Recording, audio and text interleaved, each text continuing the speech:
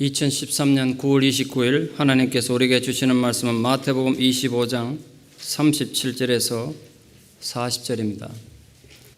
이에 의인들이 대답하여 이르되 주여 우리가 어느 때에 주께서 줄이신 것을 보고 음식을 대접하였으며 목마르신 것을 보고 마시게 하였나이까?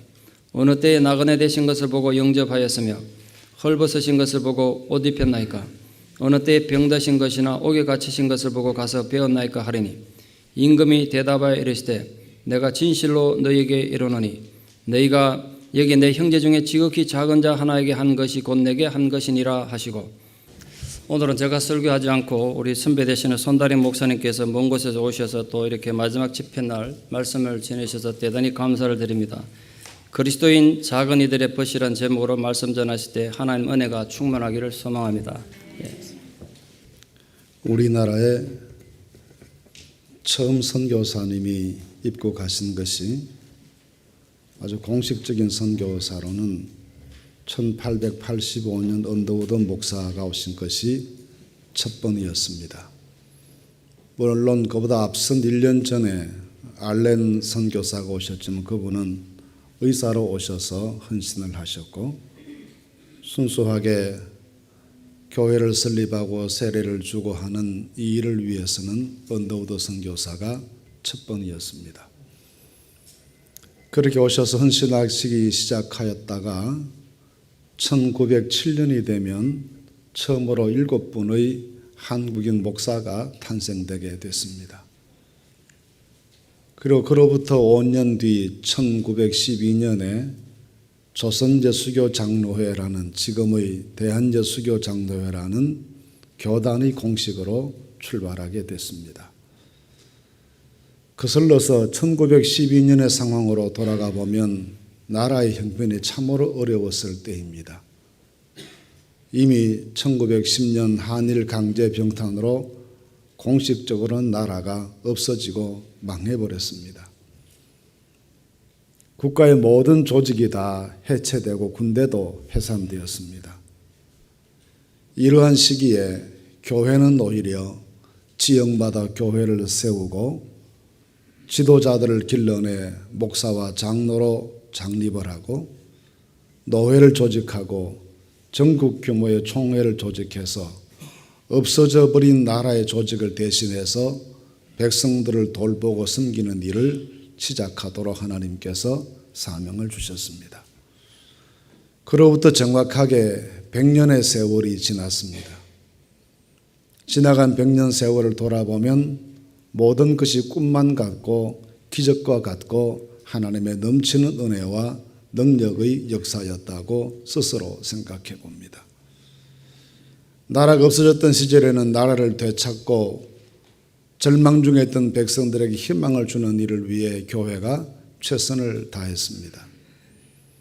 해방 이후 나라의 정체성이 혼란스럽고 북한의 침략으로 전쟁의 위기가 다가왔을 때에는 그 상황 속에서도 교회는 순교적인 각오로 공산주의를 반대하고 나라를 지키고 시리와 혼란에 빠진 백성들을 돕는 일에 최선 다했습니다.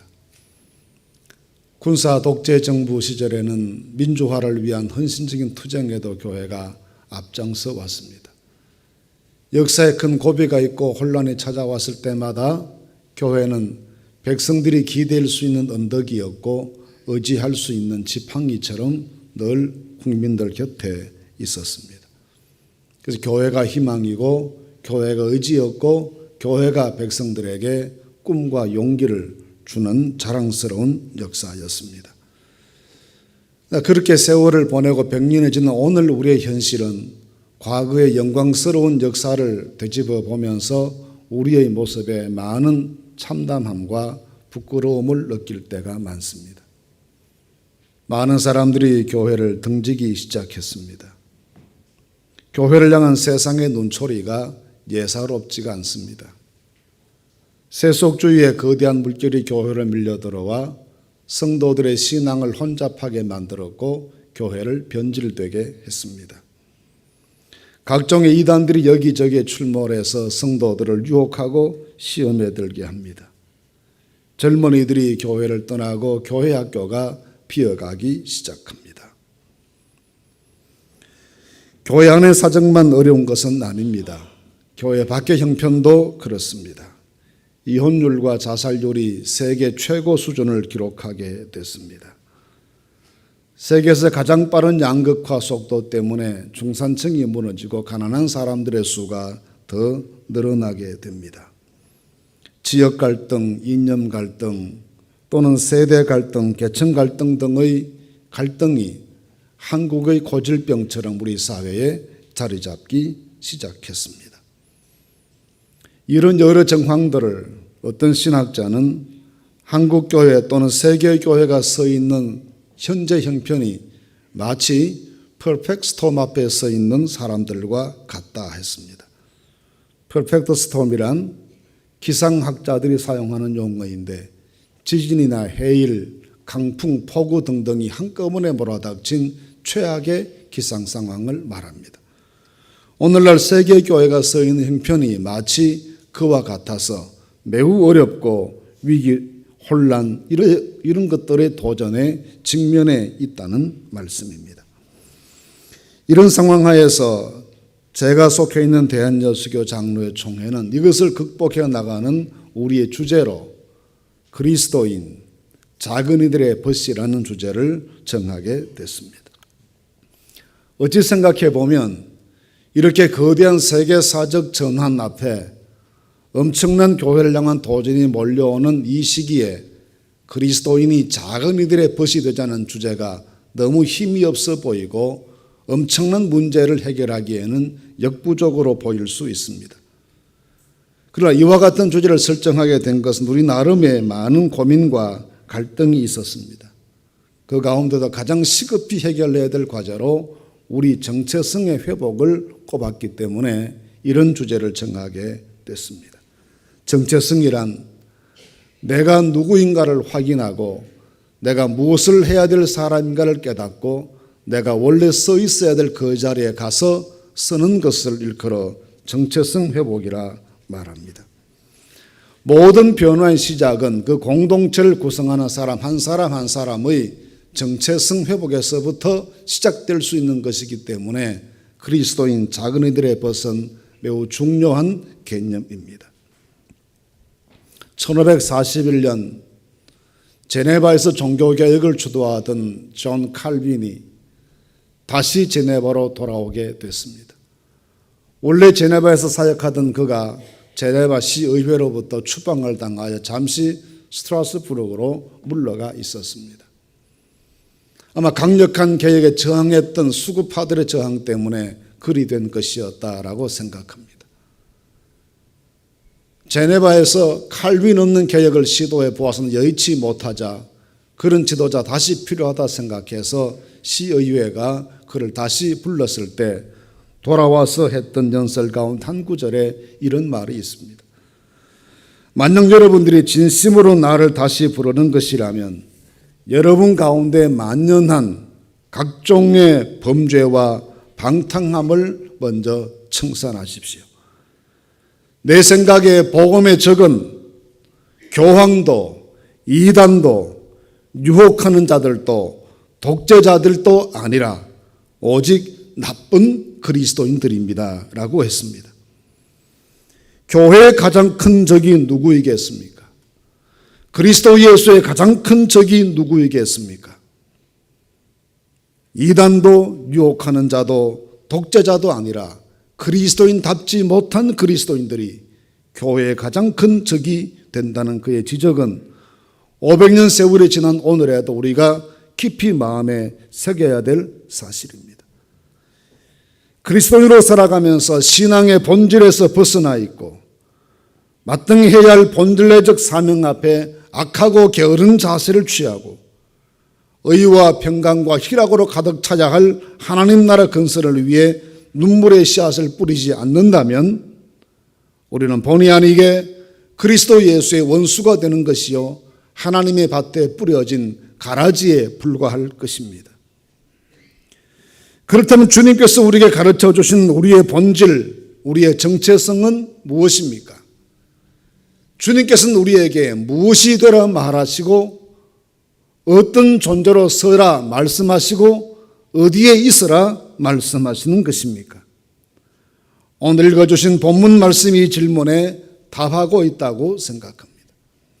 40절 말씀에 보시면 임금이 대답하여 이르시되 내가 진실로 너희에게 이르노니 너희가 여기 내 형제 중에 지극히 작은 자에게 한 것이 곧 내게 한 것이니라 하시고 있습니다. 우리가 되어야 될, 우리가 회복해야 될 우리의 모습이 이 세상에 가장 작은 자 한 사람을 주님 대하듯 주님 섬기듯 그렇게 섬기고 살아가는 그 모습이 우리가 회복해야 될, 본래 우리가 가져야 될 우리의 정체성이라는 말씀입니다. 레위기 19장 18절 말씀에서 예수님께서는 원수를 갚지 말며 동포를 원망하지 말며 내 이웃 사랑하기를 내 자신과 같이 하라. 나는 여호와니라 하셨습니다. 작은 자를 주님처럼 섬길 수 있는 사람, 이웃 사랑하기를 자신처럼 할 수 있는 사람, 그 사람이 진실한 그리스도인의 모습을 가지고 있는 올바른 정체성을 회복한 하나님의 사람인 것을 말씀해 주고 있습니다. 돌아보시면 우리 주변에 삶의 무게에 짓눌리고 희망이 없어 좌절하고 여러 문제로 고통하는 지극히 작은 자들이 절비히 있습니다. 그들 곁으로 다가가 그들을 사랑하고 그들의 벗이 되는 삶을 살아가는 것이 우리가 회복해야 될 우리의 정체성인 것을 주님께서 말씀하시는 것입니다. 그리하다면 왜 우리가 작은 자들의 이웃, 작은 자들의 벗이 되어야 하는 것입니까? 그 이유를 몇 가지로 말씀드릴 수 있을 것입니다. 그 첫째는 우리 주님의 모습이 바로 그와 같은 모습으로 사셨기 때문입니다. 이 세상에서 우리 예수님의 일생은 구유에서 출생하시어 십자가에서 죽으시는 것으로 종결을 지으셨습니다. 구유에서 시작하여 십자가로 끝이 나는 예수님의 모습 속에는 거대한 권력자의 모습도 없고 부유한 기업인의 모습도 없고 사람들의 열광적인 박수 속에 살아가는 인기인의 모습도 없습니다. 단지 손가락질을 받았던 죄인들의 친구요, 병든 자들의 의원이시며 버려진 사람들의 참다운 이웃으로 늘 그들 곁에 계시던 모습 그것뿐이었습니다. 주님은 언제나 그리하여 작은 자들에게 관심하셨고 그들의 곁으로 다가가셨고 그들과 삶을 나누시는 삶을 사셨습니다. 요한복음 5장 말씀에 예수께서 베데스다 연못가에서 38년 된 환자를 고치셨다는 말씀이 기록되어 있습니다. 요한복음 5장 말씀에는 그때가 유대인의 명절이라고 하였습니다. 나라가 망한 지 수백 년 되었기 때문에 함께 모이는 일도 정치적으로 금지되어 있었고 기뻐하고 즐거워 잔치할 일들도 흥이 나지 않았을 겁니다. 그런데도 유독 전통적으로 지켜오는 1년에 3차례 명절은 그들을 함께 모이게 했고 모여 춤추고 노래하고 즐겁게 만들어 주었습니다. 6월절 때나 초실절 때나 또는 장막절 때가 그리했습니다. 이때가 어느 명절 때였는지 분명하지 않으나 아마 예루살렘은 사람들로 인산인해를 이루었을 것입니다. 마침 그때 오랫동안 무너져 있었던 성전을 재건해서 성전 제사가 회복되었기 때문에 아름답고 웅장하게 지어진 성전 구경도 할 겸 조상 때부터의 소원을 이루는 성전 제사도 다시 드릴 겸해서 사람들이 예루살렘으로 구름처럼 모여들었습니다. 학자들의 짐작에 따르면 그때 모여든 사람의 수가 예루살렘 주민들의 5배가 넘었다고 하니 골목마다 사람들로 가득 찼을 것입니다. 그렇게 모인 그들이 모처럼 만난 사람들, 친구들, 이웃을 만나 회포를 풀고 함께 모여 음식을 나누고 그리고 춤추고 노래하면서 도시가 떠들썩하도록 축제를 이어갔습니다. 그런데 그 축제의 참석자 예루살렘에 오신 예수님께서는 그렇게 잔치하는 무리들에게 관심 가지지 않으시고 성전에서 예배드리는 사람들에게도 관심 가지지 않으셨습니다. 우리 주님의 관심은 각종 질병을 안고 신음하는 사람들이 가득 모여 있는 베데스다 연못에 집중되셨습니다. 그리고 그곳으로 찾아가십니다. 그곳에 수많은 사람들이 행각 5개 가득 모여 있는데 그들에게도 관심 가지지 아니하시고 오직 한 사람에게 집중하셨습니다. 그 38년 된 환자입니다. 그를 그리하여 고쳐 내 침상을 들고 걸어가라 말씀하셨습니다.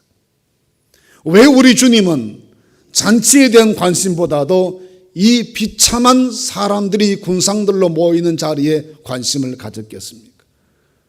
또 거기에 모인 수많은 환자들 가운데서도 유독 38년 된 환자에 집중하신 이유가 무엇이겠습니까? 이유는 간단합니다. 그의 모습이 이 세상 누구의 모습보다 가장 처참했고 가장 비극적이었고 그의 사연이 가장 슬펐기 때문에 주님 이 한 사람에게 집중하시고 그에게로 다가가신 것입니다. 이처럼 주님께서는 늘 가장 작은 자 중에 작은 자를 찾아다니시는 그런 모습으로 사셨습니다. 이런 주님의 모습을 빌립보서 2장 6절에서 8절 말씀에 이렇게 설명합니다. 그는 근본 하나님의 본체신 하나님과 동등됨을 취할 것으로 이기지 아니하시고 오히려 자기를 비워 종의 형체를 가지사 사람들과 같이 되셨고 사람의 모양으로 나타나사 자기를 낮추시고 죽기까지 복종하셨으니 곧 십자가에 죽으심이라 했습니다. 예수님은 작은 자들 곁에 계시기 위해 사람의 모습으로 세상에 오셨습니다. 그 작은 자들을 사랑하시기 위해 그들 곁에 머물러 있으셨습니다. 그 작은 자들에 대한 사랑을 실천하시기 위해 죽기까지 복종하셨습니다. 그래서 우리 같은 죄인들도 구원을 얻었고 참 빛을 찾게 되었고 생명 얻게 되었고 하나님의 자녀가 될 수 있었습니다. 우리 왕이시며 우리 주님이신 예수님께서 그렇게 구주에서 시작하여 십자가에서 마감하는 생을 일생 동안 작은 자들의 이웃 그것으로 사셨으니 그의 제자된 도리로 우리가 마땅히 그와 같은 삶을 살아야 옳은 것입니다. 또한 주님께서는 우리에게 이와 같은 자기 삶을 본받아라고 말씀하셨습니다. 요한복음 13장 15절에서 예수께서 제자들의 발을 씻기신 다음에 하시는 말씀이 내가 너희 행한 것 같이 너희도 행하게 하려 하여 본을 보였노라 했습니다. 이 본이란 말은 그림이나 글씨를 처음 배울 때 바탕에 점선으로 그려진 글씨나 그림을 본이라고 그럽니다. 헬라 말로 히포그람마라 했습니다. 혹시 기억하실지 모릅니다. 어려서 처음 영어를 배울 때 알파벳을 처음 연습할 때 알파벳 노트에 점선으로 써진 글씨가 있으니 그 점선을 따라 선을 긋다가 보면 서양 글씨 영어에 A도 B도 C도 쓸 수가 있었습니다. 따라 쓰게 만들어 놓았던 점선으로 된 것을 가리켜 피포그람마 본이라고 했습니다. 그대로 따라만 하면 바르게 되는 것이 본입니다. 예수님은 우리에게 본이 되셨습니다. 그가 하시던 대로 따라하면 우리도 잘 살 수 있고 좋은 사람 될 수 있고 올바른 그리스도인 될 수 있다고 하는 의미에서 그는 본입니다. 저는 신학자 칼 바르트가 한 말, 교회가 제2의 성육신이라는 말을 매우 중요하게 생각합니다. 성육신은 원래 하나님이신 예수님이 사람 몸을 입고 우리 가운데 오신 것을 가리켜 성육신이다 말합니다. 요한복음 1장 14절에 말씀이 육신이 되어 그 말씀입니다. 하나님이신 그가 사람 되어 세상에 오신 다음에 하신 일이 무엇입니까? 제자들이 예수님께 우리에게 아버지를 보여주십시오 했을 때 주님의 대답이 나를 본 자는 아버지를 보았다 하셨습니다. 우리에게 아버지의 모습을 보여주시기 위해서 노력하셨고 우리에게 아버지의 모습을 충분히 보여주시고 사신 것이 예수님의 삶의 전부였다는 말씀입니다. 그래서 그를 본 자는 아버지를 본 자입니다. 교회가 제2의 성육신이라는 말씀은 오늘날 세상 속에 존재하는 교회 역시 주께서 아버지의 모습을 세상 사람들에게 보여주셨던 것처럼 이 세상을 상대하여 하나님의 참 모습을 보여주는 모습으로 존재해야 옳다는 말씀입니다. 교회가 행하는 사역에서, 교회가 존재하는 방식에서, 그리스도인들이 일상생활을 살아가는 모든 모습 속에서 이 땅에 오신 예수님의 모습이 보여질 수 있도록 그렇게 살아갈 수 있을 때 그 모습이 바로 참된 교회와 그리스도인의 모습이라는 것입니다. 그래서 주님께서는 우리에게 살아가는 참된 본을 보이셨는데 곧 작은 이들의 벗이 되는 모습입니다. 이 세상에는 눈물겨운 사연을 안고 쓰러진 사람들이 많습니다. 살기 위해 안간힘을 썼지만 실패한 사람들이 있습니다. 병든 몸을 간신히 지탱하며 한순간의 호흡을 이어가기 위해 신음하는 병든 사람들이 있습니다. 권력에 의해 억눌리고 힘 있는 자들에게 빼앗기고 살아가는 사람들도 많습니다.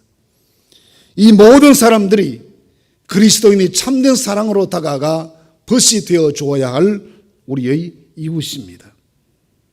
어쩌면 세상이 우리를 외면하는 것은 우리가 작은 자들을 먼저 외면했기 때문일 것입니다. 세상이 우리를 비난하면 우리가 먼저 세상을 비판하고 정죄했기 때문일 것입니다. 세상이 우리를 잔혹한 말로 혹평하는 것은 우리가 먼저 세상에 대하여 그리했기 때문일 것입니다. 이제 그 냉정한 자아를 우리에게서 걷어치우고 끓는 애정, 뜨거운 사랑으로 작은 이들 곁으로 다가가 그들을 섬기고 부축하고 눈물을 흘려 기도할 수 있을 때 하나님의 역사가 우리를 통해 이 세상 가운데 이루어지게 될 것입니다. 우리가 작은 자들의 친구가 되어야 할 또 다른 한 가지 이유는 그들의 사정이 현실적으로 너무 어렵기 때문입니다. 작은 자들이란 냉수 한 그릇도 제 마음껏 마시기 힘든 사람들을 말합니다. 그렇게 인생이, 그렇게 삶이 비참하게 무너져 버린 것에는 다 이유가 있겠지요. 실수했거나 죄를 지었거나 못된 사람을 만났거나 등등의 여러 가지 이유와 근본이 있을 것입니다. 그러나 이유가 무엇이든 간에 현재 그들의 삶이 너무 어렵고 힘겹고 고통스럽습니다. 우리가 그 이유를 분석하는 사람들이 아니라 그런 현실에 직면한 사람들을 도와야 될 마땅한 십자가를 지고 있는 사람이기 때문에 우리는 곁을 다가가 그들의 도움과 그들의 위로가 될 수 있어야 합니다. 그렇다면 이런 사랑, 이런 섬김을 받아야 될 우리의 작은 이웃들은 누구입니까? 오늘 말씀에서는 병든 사람, 헐벗은 사람, 감옥에 갇힌 사람, 외로운 사람, 이런 사람들이 우리의 작은 이웃들이라고 하셨습니다. 오늘날에 있어서 우리의 작은 이웃들은 누구입니까? 가난한 이들일 수 있습니다. 이 부유한 나라에서 가난한 이들이 많다는 것 참 이상하지 않습니까? 근데 실제로 삶을 힘들어하는 이웃이 너무 많습니다. 다음 세대 우리가 섬기고 돌보고 가꾸어야 될 작은 이들입니다. 어쩌면 우리는 우리 다음 세대는 교회가 비어버릴지 모른다는 두려운 마음을 가지고 있습니다. 우리의 다음 세대들이 우리가 부모님들로부터 물려받았던 이 건강한 신앙을 물려받지 않고 거절해 버릴 수도 있을 것이라는 두려움이 우리에게 있습니다. 50년, 100년 뒤에도 전 세계 디아스포라 한인 교회들이 이렇게 왕성할 수 있을까에 대하여 자신 있게 예스라고 말할 수 있는 사람이 아무도 없습니다. 그만큼 우리의 다음 세대는 영적으로 신음하고 돌보고 아끼고 빨리 일으켜 세워야 될 세대들입니다. 장애인들, 마찬가지입니다. 그러니까 우리에게 영원한 숙제로 남아있는 다음 세대는 북한 동포들입니다. 말씀드린 것처럼 저는 여러 차례 평양과 북한 여러 곳을 다녀보았습니다. 갔다 오면 사람들이 묻습니다. 가보니까 어떻습니까? 본대로 들은 대로 그대로입니다. 더하거나 뺄 것도 없이 본대로 들은 대로 그대로입니다. 정말 비참합니다. 물론 그들이 우리에게 씻을 수 없고 보상받을 수 없는 상처와 손실을 주었지만 그래도 우리의 책임은 그들을 사랑하는 것입니다. 주님께서 우리에게 내 이웃을 내 몸처럼 사랑하라 하신 이 말씀을 실천해야 되는 마지막 대상으로 우리는 북한 동포들을 생각해야 합니다. 한번 북한 교회 지도자들과 여러 차례 회담을 하는데 일본에서 회의를 할 때입니다. 이제는 고인이 되신 분인데 아침에 제가 운동을 같이 하자고 제안을 했습니다. 조깅을 같이 하자 그랬습니다. 늘 만나면 옆에 한 사람 감시원에 따라오기 때문에 자유롭게 대화를 할 수가 없어서 아침 운동을 제가 제안하려고 저도 하기 싫은 게 운동인데 그 친구와 같이 뛰었습니다. 한참을 뛰다가 좀 쉬면서 제가 대뜸 그렇게 질문했습니다. 오랫동안 만나서 친구처럼 된 분인데 너 가짜 목사지? 그렇게 물어봤습니다. 이 사람이 화들짝 놀랐습니다. 나보고 가짜라니 그게 무슨 말이요 했습니다. 당연 성경 모르지. 성경 잘 모른다고. 집에 성경 없지? 없다고. 그러니까 가짜지. 가끔 설교할 때마다 정부의 원고 검사받고 설교하지. 그렇다고. 그러니까 가짜지.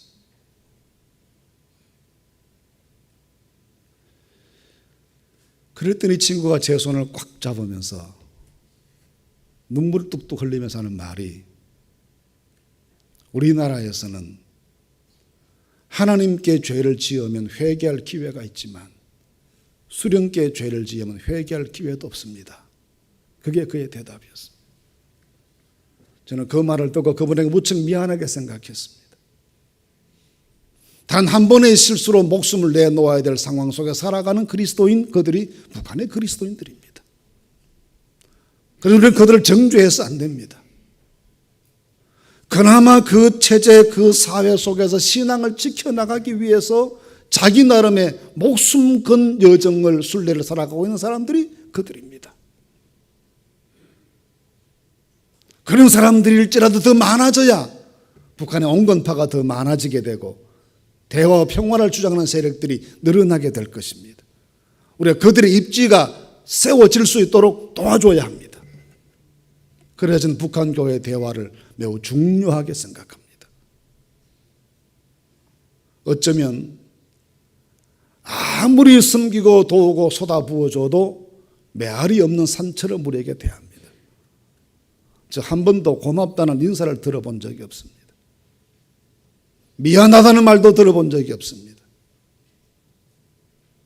수문에 갖다 드리면서 우리가 미안하다 그러고 고맙다 그랬지 그들이 그렇게 인사하는 거 들어본 적이 없습니다. 비록 그럴지라도 하나님은 역사하실 것입니다. 전 세계 그리스도인들과 그들이 만나는 사이에 성령의 교통이 이루어지게 하실 것입니다. 감동받게 하실 것입니다. 변화되게 만드실 것입니다. 장차는 그들의 손으로 그 사회에 새로운 변혁을 일으키는 주체가 될 수 있도록 하나님께서 세우실 것입니다. 멀리 바라보고 길게 호흡하면서 그들에 대한 사랑과 섬김을 끝없이 계속할 수 있을 때 하나님은 하나님의 때에 하나님의 방법으로 그 사회 변화를 이루어 내실 줄로 믿습니다. 그때까지 우리는 그들의 이웃으로 벗으로 그들 곁에 서 있어야만 합니다. 그리하여 하나님의 역사가 이루어지기 때문입니다. 그러면 여러분 우리가 오늘 우리가 살아가는 이 땅 우리의 주변에 여러분들의 조국에 우리 북한의 전 세계 여러 곳에 우리가 섬기고 돌봐야 될 작은 이웃들이 너무나 많이 절비에 있는데 어떻게 그들을 다 돕고 섬길 수 있겠습니까? 그 모든 사람 우리가 어떻게 다 상대할 수 있겠습니까? 근데 주님께서 오늘 여기에 지극히 작은 자 한 사람에게 한 것이 내게 한 것이니라 하셨습니다. 한 사람부터 하라는 말씀입니다. 내 눈에 보이는, 내 귀에 들려지는, 내게 느껴지는 한 사람, 그 한 사람부터 시작하라는 말씀입니다. 거창하게 전 세계 모든 세계민 50억을 상대해서 일할 것이 아니라 지극히 작은, 내 주변에 가장 작은 그 한 사람에게 집중하면 그 다음 사람에게로 또 사랑이 전염될 수 있는 것입니다. 여러분 주변에 한 사람에게 집중하시기를 바랍니다. 그 한 사람이 어떻게 하라는 것입니까? 요한복음 15장 13절 말씀에서 예수께서 이렇게 말씀하십니다. 사람이 친구를 위하여 자기 목숨을 버리면 이에서 더 큰 사랑이 없나니. 목숨을 버린다는 말씀은 죽으라는 말씀이기보다 제 생각에는 인생을 걸어라 그런 말씀입니다. 거기에 삶의 의미를 두라 그런 말씀일 것입니다. 내가 세상에 존재한 한 사람의 그리스도인으로 세상을 살아간 이유, 그 의미, 그것은 내 곁에 있는 작은 자 한 사람의 벗이 되기 위해 나는 산다. 내가 이 작은 자 한 사람의 벗이 되는 것이 내 인생의 성공이고 축복이다. 그런 믿음을 가지고 나아가면 하나님께서 우리를 귀하게 사용하셔서 교회를 새롭게 하고 세상을 바꾸는 일에 초석이 될 수 있도록 축복하여 주실 것입니다. 인도 캘커타에서 평생을 버려진 사람들의 벗으로 살았던 마더 테레사가 남긴 유명한 한마디 말이 있습니다. 우리가 만약 이들에게서 등을 돌리면 이들은 그리스도에게서 등을 돌릴 것입니다. 이것이 그의 말입니다. 우리가 작은 이들에게서 등을 돌리면 그들은 그리스도에게서 등을 돌리는 사람이 되게 될 것입니다. 교회를 등지는 사람들이 되게 될 것입니다. 주님께서는 우리 모두가 작은 이들 곁으로 돌아가 그들의 벗이 되기를 원하십니다. 그들을 섬기고 살아가는 것이 인생의 의미가 되기를 원하십니다. 그것이 우리의 꿈이 되기를 원하십니다. 그것이 교회의 비전이 되기를 원하십니다. 그 본래의 모습을 회복하는 것을 통하여 하나님께 큰 영광 돌리는 성도, 그런 교회 되실 수 있기를 주님의 이름으로 축원합니다.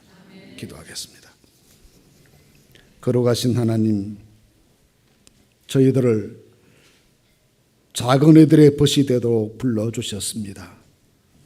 부르심에 순종하여 우리 곁에 작은 자, 가장 작은 자들 곁으로 돌아가 그들의 벗이 되는 삶을 살게 하여 하나님께 영광 돌리는 열매를 맺게 하여 주시옵소서. 예수님의 이름으로 기도하옵나이다. 아멘.